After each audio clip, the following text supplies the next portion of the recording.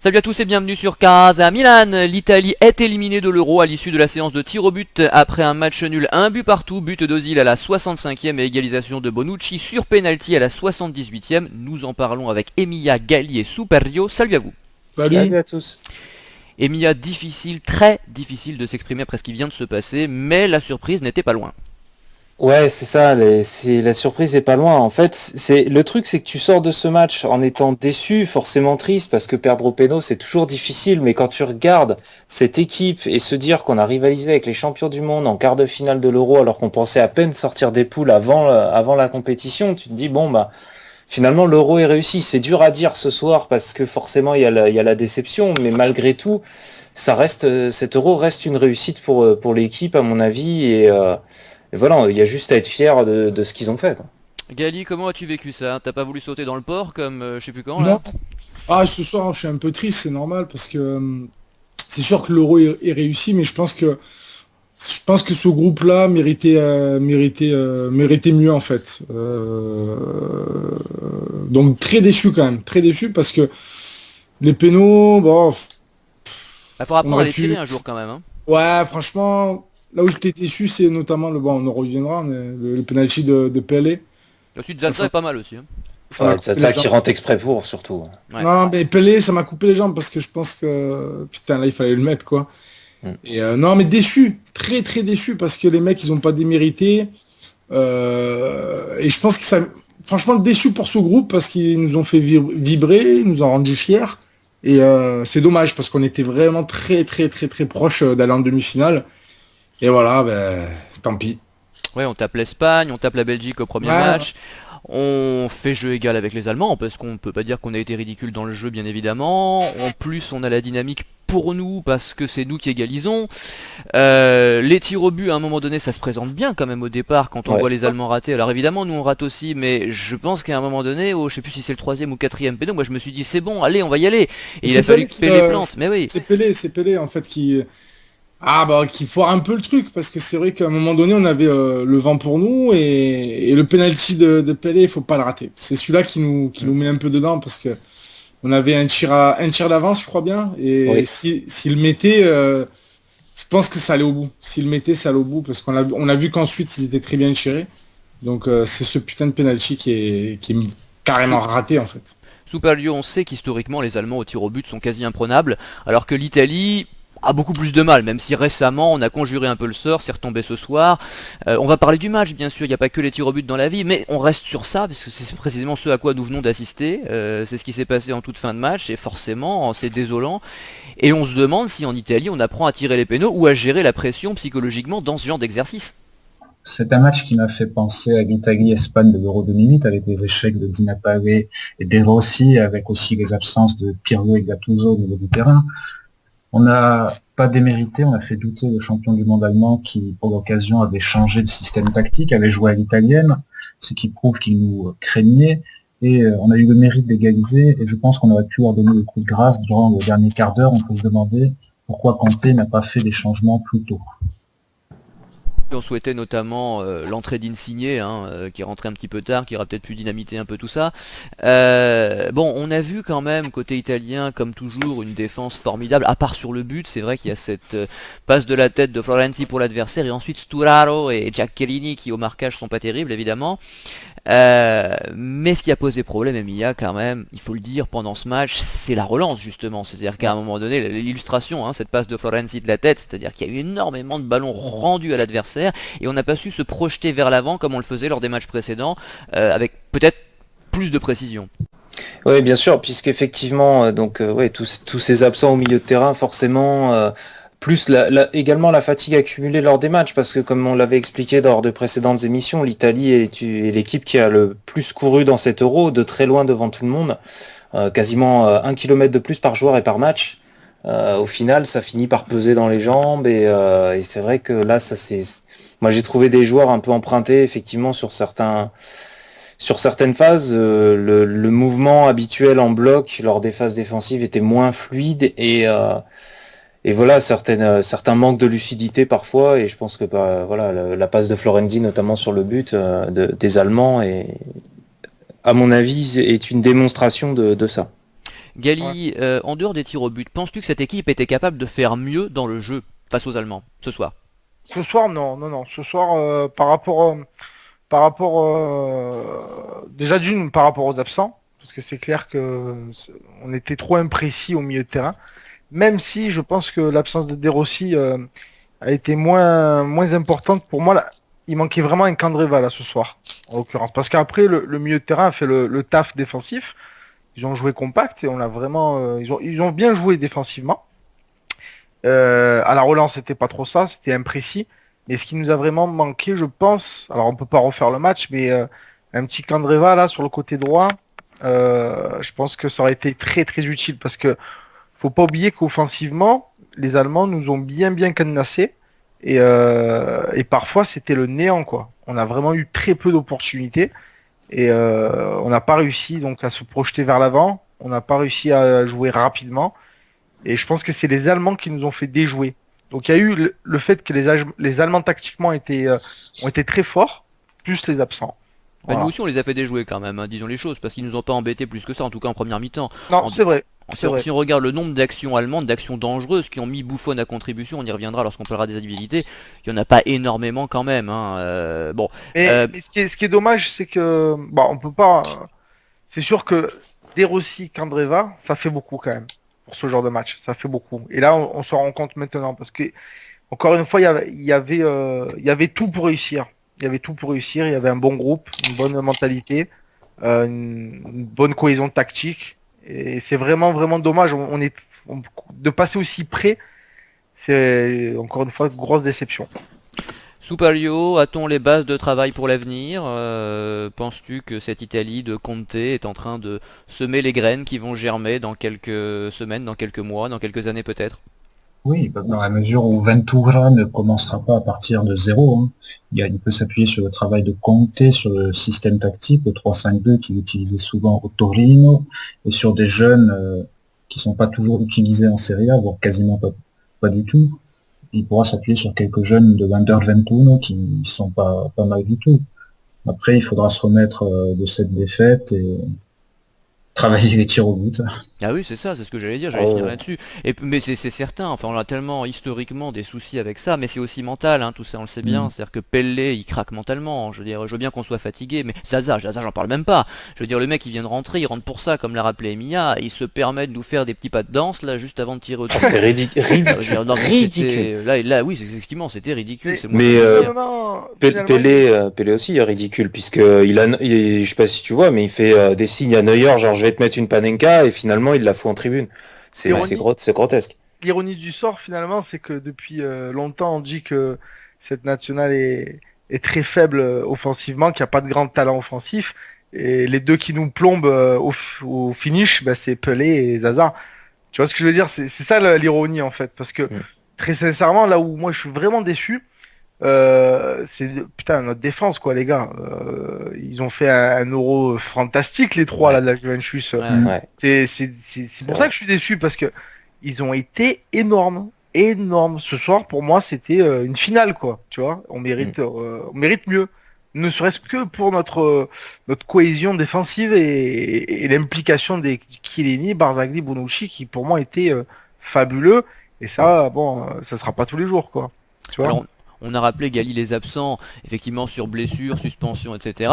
On rappelle donc que Pelé n'aurait pas joué en demi-finale. Je ne sais pas si ça aurait été contre la France ou contre l'Islande, peu importe, mais ce qui est sûr, c'est qu'on aura eu peut-être pas Candreva, peut-être pas De Rossi, pas Pelé, et on rappelle que Marchisio, Verratti, évidemment, qui sont deux joueurs clés du milieu de terrain, étaient forfaits avant le début de la compétition, hein, donc ça nous a pas facilité les choses. Mais ce qui est intéressant, c'est de voir que cette Italie-là, la plus faible de son histoire sur le papier, a été capable de taper l'Espagne et de faire jeu égal avec les Allemands. Donc ça veut bien dire qu'avec quelques joueurs, je dis bien quelques joueurs, pas forcément 10 de plus, mais au moins 3-4 joueurs peut-être un peu plus techniques, peut-être un peu plus doués, hein, qui auraient pu tourner, qui auraient pu créer le danger devant, ça aurait peut-être été plus efficace. Bon, on passe aux individualités. Soupaglio qui me dit en off qu'on aurait dû finir deuxième, bah oui, on aurait été dans l'autre partie du tableau, on a bien vu ce que ça donne, hein, le Portugal a un boulevard. Donc, Sans gagner, ils arrivent à passer en demi, c'est un scandale absolu. Exactement, donc on voit la différence. On parle de Buffon, Emilia? Buffon, Encore un bon match de Buffon. Il y a que enfin, moi Buffon à la limite, j'arrive même pas à l'analyser tellement je suis triste pour lui en fait. C'est que Buffon là, j'ai même pas envie de m'attarder sur sa performance. Ça paraît tellement peu de choses parce que là, c'est son avant-dernière compète ou sa dernière compète, ça je sais pas. Je sais pas s'il veut L'avant-dernière, il va aller en continuer. Russie, hein. Ouais, bah voilà. Mais bon, voilà, on se dit qu'un joueur aussi fabuleux gagnera jamais l'Euro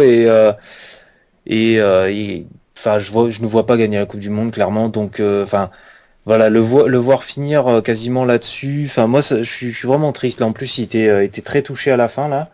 Donc, ouais, j'ai énormément de mal à analyser sa performance, même si voilà, comme d'habitude, il a été présent, quoi. Il y a que ce dernier tir au but qui cruellement lui touche le bras et lui passe en dessous, quoi. Bah, il y en a deux trois quand même où il est pas loin parce qu'il plonge du bon côté Voilà. Ouais. et c'est vrai. Quasi- L'avant-dernier aussi je crois, il la touche de la main Mm. gauche ou c'est l'avant-dernier, Ouais. je sais plus, l'antépénultième, j'ai zappé, mais bon, en tout cas il sort une magnifique parade à la 68e sur la Voilà, talonnade de Gomez. Ça c'est bien vrai sûr. que là, Gali je pense sera d'accord, il nous a sauvé le match.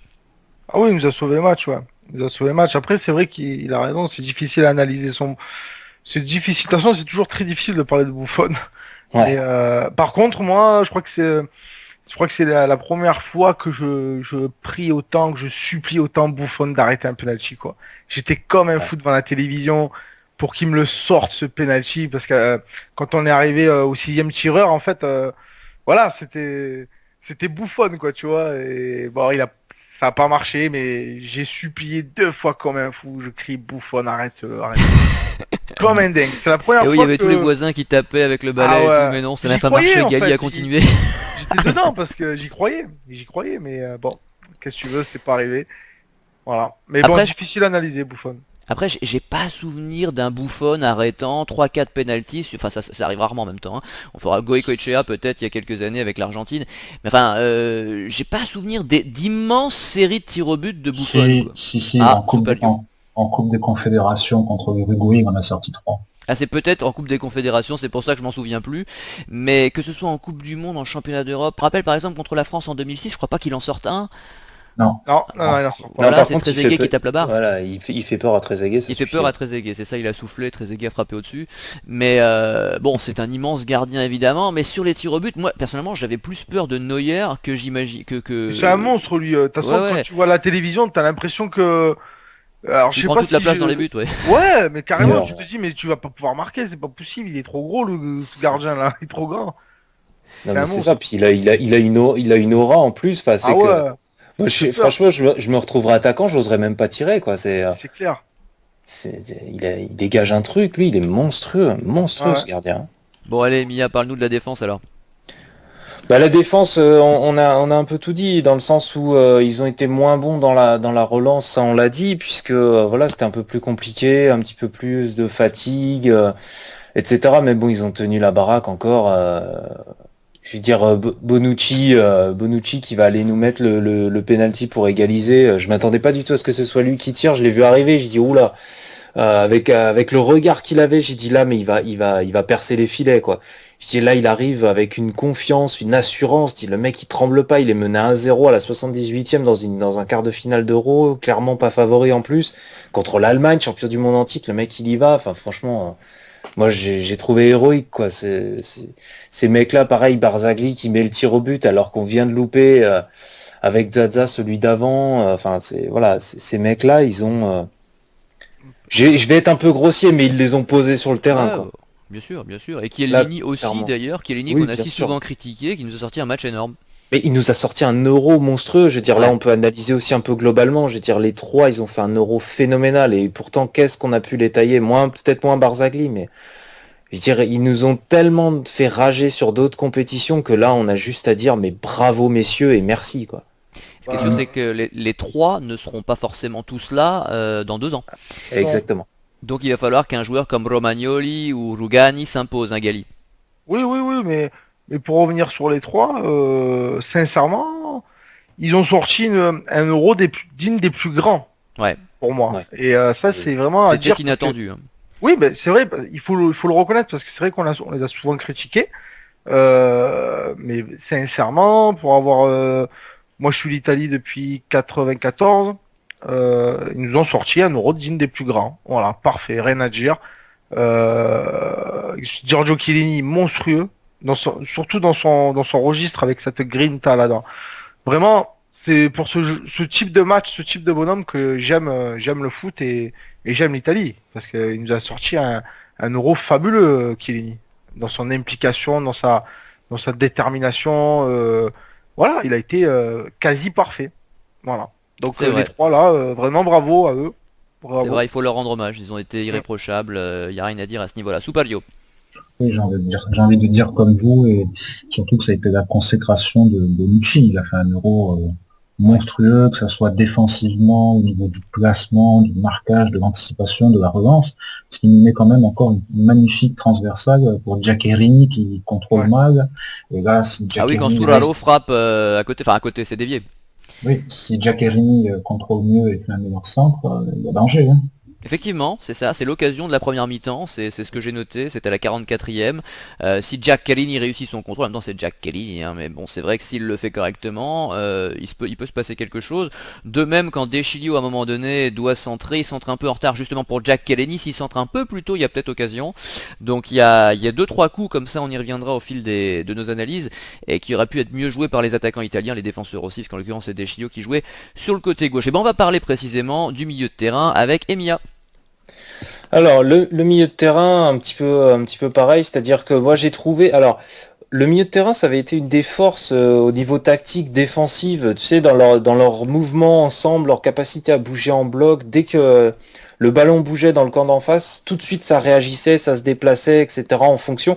J'ai trouvé moins évident que par exemple contre l'Espagne où ça avait été un modèle, ou même contre la Belgique, ça avait été vraiment un modèle du genre. Alors là j'ai trouvé, ça restait cohérent, hein, mais peut-être un peu moins bien dans ce registre-là. J'ai vraiment eu ce sentiment que il y avait quelque chose qui manquait. Alors est-ce que c'est De Rossi qui par sa présence guidait un peu les autres? Est-ce que je sais pas trop à quoi c'est dû? Est-ce que c'est la fatigue tout simplement? Mais en tout cas, ouais, sur le plan défensif, en tout cas, j'ai trouvé un peu moins bien mais offensivement, c'est pareil. C'est-à-dire que il y a eu des moments où on a retrouvé le milieu de terrain qui nous a fait gagner en partie, mais contre l'Espagne, contre la Belgique. Mais il y avait des moments où c'était un peu moins ça. C'était sans tomber dans être en étant mauvais, quoi. Ils ont pas été mauvais, mais je sais pas. Je trouvais un petit quelque chose qui manquait par rapport aux autres matchs où clairement on sentait que l'équipe adverse pouvait tourner autour à se faire des passes pendant 1 heure, ils n'arriveraient jamais à passer. Là j'étais moins serein quoi, avec ce milieu-là, je sais pas. Moins de pressing peut-être, non? Ouais, voilà, peut-être moins d'agressivité. C'est dur à dire en fait, c'est difficile de mettre des mots dessus, mais j'étais beaucoup moins serein, ouais. Gali. En fait, je sais pas si ça a été une volonté une stratégie, une idée de départ. En fait, j'ai senti moi aussi qu'il y avait moins d'agressivité dès le départ, en fait, moins de pressing. Ouais. Alors, sur le moment, quand tu regardes le match, tu te dis, parce que les Allemands aussi jouaient comme ça au début, c'est-à-dire que pendant au moins une demi-heure déjà, les deux équipes, elles étaient pas du tout agressives. Il n'y avait pas de pressing des deux côtés. Et c'est vrai que notre milieu de terrain nous avait habitués à presser haut, à harceler, à jouer bien en bloc et à être beaucoup plus déterminés. Et alors, moi, personnellement, je pense que c'était une volonté du sélectionneur, en fait. Je pense que c'était une volonté. Et je te rejoins, par contre, moi, ce qui a manqué à ce milieu de terrain, et là, on arrive à nos en fait, ça nous rattrape, en fait, c'est un minimum de talent, en fait, pour créer et pour jouer simple et pour jouer juste. Et en fait, à un moment donné, j'ai envie de dire, c'est obligé que ça te rattrape, ça. Et aujourd'hui, c'était flagrant. Il manquait un peu de talent, un bonhomme pour mettre le pied sur le ballon, pour temporiser, pour. De Rossi. Ouais, voilà. Il manquait du talent. Je dis pas qu'ils ont été mauvais, loin de là, parce que malgré tout, c'est quand même les champions du monde en face. Et si on fait match nul, le milieu de terrain n'y est pas pour. Il y est pour beaucoup aussi. Hein. Donc c'est qu'ils ont fait un match. Ils ont sorti leur match, les trois. Mais là où il y a des grosses lacunes en fait dans la créativité, dans la justesse. Le mot qui revient le plus, c'est la justesse, parce que le nombre de passes faciles qu'on rate, c'est assez hallucinant. Et ces passes faciles qu'on rate, c'est des opportunités de contre, des opportunités d'action tout simplement en fait. Et c'est ça qui est flagrant, c'est ce manque de talent et de justesse qui nous a manqué ce soir. Mais sinon, ils ont fait leur match. Après Gali, la question qu'on peut se poser, c'est si des joueurs plus talentueux accepteraient de se sacrifier comme le font les Tout à fait. Paolo, etc. Parce que justement, le sens du sacrifice et la force défensive Mais qu'on obtient de tu ces sais- joueurs-là, on aura peut-être plus de mal à l'obtenir de joueurs plus doués techniquement. Mais en fait, ce soir, c'est comme si tu reviens dans le temps et tu mets un milieu Tacchinardi, Ambrosini et Zanetti, voilà, tu vois. Ah mais Ambrosini a beaucoup plus de talent que tous les joueurs qui étaient alignés là dans l'entrejeu. Hein. Oui, mais dans leur époque, tu vois ce que je veux te dire? Hmm. C'est comme si tu mettais les trois bonhommes là, Tacchinardi, Travailleur de l'ombre, Ambrosini et Zanetti, voilà. Bon, tu mets ces trois-là. Et bon, dans les années 2000, là, c'est pas pareil qu'avec les autres, tu vois. C'est pas Pirlo, c'est pas, tu vois. Et là, ce soir, tu as vu ça. Tu as vu un milieu de terrain qui était capable de défendre, qui était capable de rivaliser avec les Allemands, mais qui, au final, quand il s'agit de jouer juste et bien, bah, on n'en est pas capable, en fait. Voilà. Un petit mot quand même sur Florenzi qui sort à la 54e in extremis, une belle frappe de Müller qui aurait dû faire mouche normalement, donc voilà, une petite récompense individuelle parce qu'il nous a bien sauvé sur ce coup-là. Superio. Oui, j'ai envie de dire qu'ils ont accompli le travail demandé au niveau du replacement, des courses, de la générosité. Hein. J'ai une action qui me vient en tête, Parolo qui traverse tout le terrain pour récupérer le ballon dans les pieds d'un Allemand lors d'un contre dangereux. Donc ils ont fait leur match. Après, au niveau technique, je pense que dans la nouvelle génération, on a des joueurs très prometteurs au milieu de terrain, les Mandragora, les Sensi, qui peuvent apporter cette créativité, sans compter les Verratti et Marchisio que nous récupérons dans quelques temps. Après il faudrait pas en regagnant cette créativité perdre défensivement, voilà, il va falloir trouver le juste équilibre. J'espère Ah, mais que tu Ventura pourras pas. saura faire ça.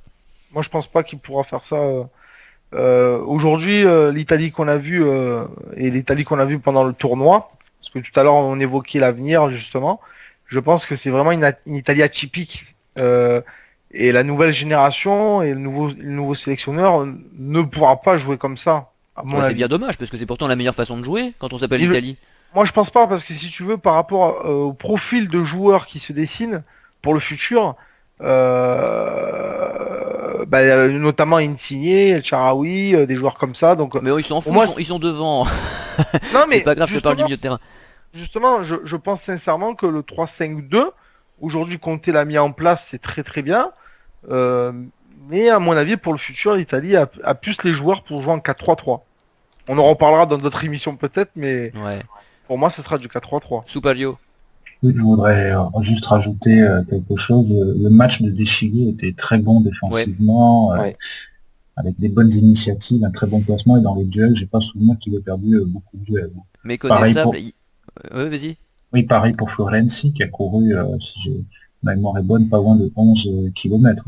Donc, n'en déplaise à Elisa Razou, il a le droit d'avoir des crampes au Oui, bout de bien 80 sûr. minutes de jeu. Hein. Bien sûr, donc des chiots méconnaissables. Il y a quelques voix qui s'élèvent auprès des supporters milanais les plus virulents, qui réclament qu'on garde, qu'on conserve des chiots. Alors c'est toujours délicat dans ces cas-là évidemment, parce qu'il est minable en club, mais avec la sélection là, il était formidable. Bon, en tout cas, moi je maintiens, hein, j'estime que la façon de jouer de l'Italie pendant cet Euro était exceptionnelle, était sensationnelle, et m'a beaucoup plu, et donc j'aimerais bien la revoir, peut-être avec un ou deux joueurs plus talentueux pour éclairer le jeu, mais le projet de jeu global de Conte pendant cet Euro m'a énormément plu. Hein. Et Mia, sur l'attaque peut-être, et puis sur ça, et sur ce que tu veux. Ouais, enfin simplement, ouais, effectivement, des Chiglio, il m'a filé des sueurs froides avec son penalty. Oui, c'est vrai, la barre, ouais. Ouais, la barre rentrante, je dis oh non, c'est pas vrai, pas lui, il va pas le rater, il a fait un bon Euro, tout ça, non, c'est bon. L'attaque, que dire, l'attaque. C'est vrai, leur activité, tout ça, c'est pas mal. La relation Pelé-Eder, j'aime bien, mais là, bah, voilà, ils avaient un boulot à faire. Et ils ont pas, je veux dire, on égalise, mais ils y sont pour rien. Et derrière, pas beaucoup d'occasions à se mettre sous la dent. Et puis il y en a deux qui loupent leur péno, quoi. Donc au final, l'attaque, bah, c'est peut-être le point noir de ce match-là. Mais on s'y attendait. Après, On s'y attendait, c'est là où on a le moins de talent, c'est là où on a les joueurs sur lesquels on a le plus de doutes. Et au final, voilà, même si j'ai pas envie de leur taper dessus non plus, parce que jusqu'ici ils ont été plutôt bons. Donc voilà, c'est juste dommage quoi en fait. Il y a une reprise de Pellé à côté, la 74e, et Pellé toujours qui manque sa frappe sur un bon contre à la 81e. Gali. Ouais, bah, alors déjà l'attaque, il faut reconnaître que les Allemands ont très très très très bien défendu. Oui. Ça c'est franchement les Allemands là ils ont été au top défensivement et même à un moment donné pendant que je regardais le match je me disais putain je comprends pourquoi ils ont pas encaissé de but dans le jeu ces cons là parce que vraiment ils ont une défense assez solide. C'est dur à bouger donc ils ont voilà c'était compliqué déjà dès le départ c'était compliqué. Après bon après je te rejoins on sait voilà ce soir on a vu leurs limites aux deux là. Donc c'est clair, c'était flagrant. On a vu que bon, bah, quand il fallait y aller, bah, il manquait ce petit brin de talent qu'ils n'ont pas, pour moi. Mais moi aussi, j'ai pas envie de leur taper dessus parce que malgré tout, ils ont sorti de bons matchs avant ça. Ils n'ont pas démérité. Mais après, je pense qu'ils n'ont pas été servis. Voilà. Aussi. Donc aujourd'hui, c'était un match très compliqué pour eux parce que il n'y avait pas une Italie conquérante offensivement en fait. Les Allemands nous ont fait déjouer sur ça. Et comme j'ai expliqué en début d'émission, il manquait Candreva donc pour faire de bons centres, pour apporter justement cette petite touche de créativité. Donc forcément, c'était un match très très compliqué pour Eder et Pelé parce qu'aujourd'hui Florenzi, même s'il n'a pas démérité, n'a pas fait le boulot qu'il fallait offensivement. Il a pas assez apporté. Le milieu de terrain n'a pas apporté. Donc finalement, il y avait deux attaquants qui étaient complètement esselés et coupés du monde en fait.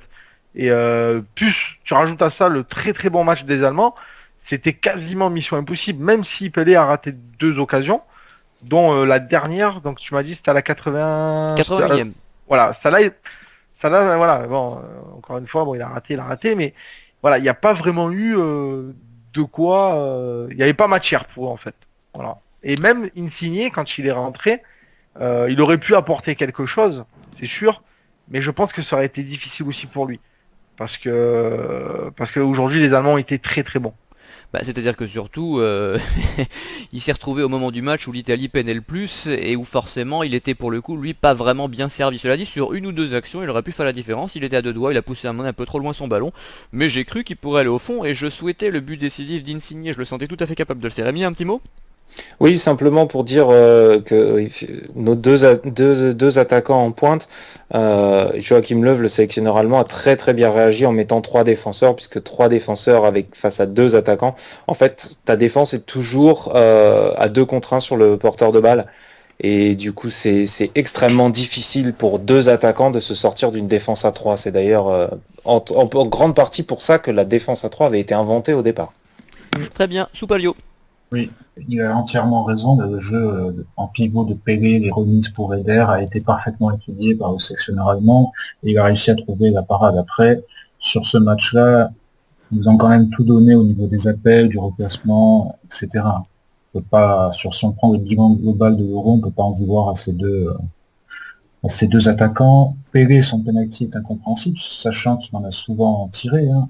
Le coup d'Apanenka, je pense que c'est un clin d'œil au fait qu'il en a beaucoup tiré comme cela avec Feyenoord. Et il y a 9 ans, il avait réussi une Panenka qui avait envoyé l'Italie de Casiraghi, l'Italie d'espoir, au JO de Pékin. C'est bien, Soupalio, tu nous ravis. Il est, au moment où on parle, minuit et demi, et Soupalio nous fait l'histoire d'il y a 9 ans, de l'Italie Espoir, s'il vous plaît, hein, de l'Italie Espoir. Bientôt, il nous parlait de l'Italie féminine, moins de 17, vous allez voir, on n'est pas sorti de l'auberge. Bon, il est temps de passer au mot de la fin avec Emilia. Bah, l'Euro se termine et plutôt que de parler des joueurs, des stades, de l'organisation, moi je voudrais dire un énorme merci à tous nos auditeurs parce que j'ai reçu des messages vachement sympas pendant cet Euro. J'ai pris beaucoup de plaisir à le suivre avec vous et franchement ça a été un plaisir pendant toutes ces semaines. Donc merci à eux et merci à vous. Eh ben, c'est des remerciements qu'on te renvoie également, hein, puisque nous aussi on a pris beaucoup de plaisir, c'était formidable. Ça va être dur de se replonger dans le marasme milanais. On sait que Nico est en train d'enfiler les gants, là, il est chaud comme de la braise, il me dit allez on fait une émission spéciale. Ça va venir Nico, ça va venir, t'inquiète pas, c'est prévu. D'ici fin juillet, il y aura une émission spéciale sur l'évolution en coulisses de tout ce qui se passe du côté milanais. Mais enfin pour l'instant, on finit l'Euro donc avec le mot de la fin de Gali. Ouais, bah, très déçu. Ça fait 10 fois que je vous le dis, mais c'est vrai que je suis un peu très déçu ce soir parce que moi j'y croyais. Et j'y croyais plus en regardant ce match qu'en regardant Italie-Espagne, bizarrement, parce que bon, là, c'était un quart de finale. J'y croyais à la demi-finale et finalement, j'ai envie de dire que ce soir, on a prouvé à l'Europe qu'on avait le niveau des plus grands, malgré une génération très faible, puisque on a quand même joué 3 belles nations, Belgique, Espagne, Allemagne. Pour moi, ce soir, on a joué sans doute le futur champion d'Europe, sincèrement. Oui. Ah oui, oui. On a fait jeu égal avec eux. On n'a pas eu peur et on n'a pas à rougir. Donc aujourd'hui, je pense qu'Antonio Conte peut être fier de ce qu'il a réalisé. Les joueurs peuvent être aussi très très fiers de ce qu'ils ont réalisé. Et on peut dire officiellement ce soir que l'Italie a rivalisé avec les plus grands et a le niveau d'un champion d'Europe. Voilà. Ben oui, surtout cette Italie-là, c'est d'autant plus inattendu. On aura prouvé quelque chose malgré tout, alors que personne, y compris nous-mêmes d'ailleurs, hein, personne n'attendait l'Italie, enfin sauf Emilia bien évidemment. C'est ça. Mais sinon, non mais ça on n'y croyait pas, à part toi, ici, hein, on était dubitatif au pire, au mieux pardon. Super, au tombeau de la fin. Tout simplement dire qu'ils nous ont ravis, hein, ils sont arrivés en quart de finale, battus par le champion du monde en titre, il n'y a pas de quoi rougir, il y a certes des regrets, hein, mais sur la compétition, on sort par la grande porte, et au niveau défensif, on a redoré le blason défensif de l'Italie, on a encaissé que 2 buts, ce qui a été fait seulement 2 fois sur les 25 dernières années, hein, sur les 26 dernières années, en 90 et en 2006. Effectivement, Emilia, un petit mot en plus ? Le calcio n'est pas mort, n'en déplaise à certains.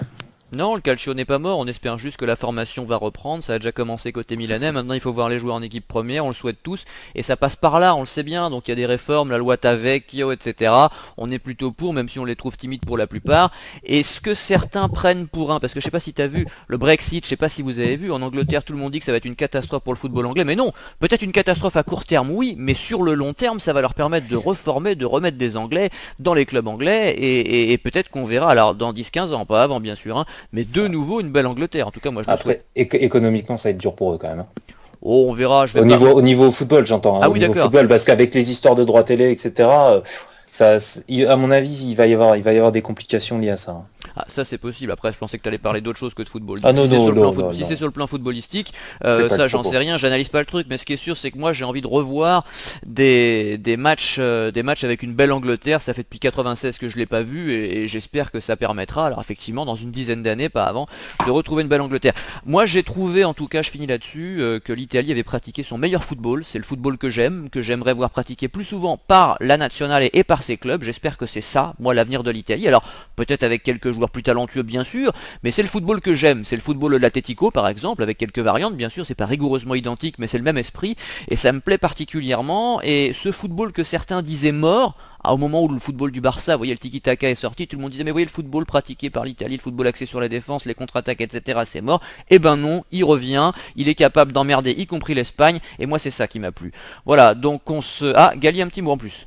Ouais, non, juste quand tu vois ce championnat d'Europe, finalement, on peut avoir encore plus de regrets de voir Antonio Conte partir. Ouais. Parce que c'est vraiment dommage parce que un sélectionneur qui reste 4 ans, c'est bien pour préparer le mondial. Et là, j'espère qu'on va pas repartir à zéro justement avec un nouveau coach, avec une nouvelle mentalité, une nouvelle philosophie, des nouveaux choix. Et là, c'est vraiment, on peut avoir des regrets parce que là, si on avait gardé Antonio Conte pour 2 ans de plus, surtout après une élimination et pas une défaite comme ça, donc un euro positif, ça aurait été intéressant pour les 2 ans à venir. C'est vraiment dommage. Voilà. Oui, après peut-être que Conte lui-même, comment dire, désappointé par le manque de renouvellement des générations dû à la frilosité des clubs et des entraîneurs aussi, hein. Peut-être qu'ils voient pas d'avenir en Italie pour l'instant parce que précisément les Italiens, enfin les clubs italiens ne font pas jouer d'Italiens dans les clubs, hein. Il y a peut-être ça aussi, puis il y a peut-être aussi le salaire qu'on lui propose à Chelsea, j'en sais rien. Mais enfin, on va en tout cas se retrouver dans quelques semaines pour parler du Milan bien évidemment, puisque Casa Milan ça continue, en espérant des jours meilleurs également côté milanais, mais on continuera à soutenir cette nationale et puis on se donne rendez-vous en Russie dans 2 ans, hein, en espérant une nouvelle génération talentueuse. Merci aux auditeurs de nous avoir été fidèles, merci à vous 3 ainsi qu'à Tom, hein, vous nous avez suivis également pendant cet euro, donc ça a été formidable de compter sur vous, et puis rendez-vous donc très vite, salut. Salut à tous.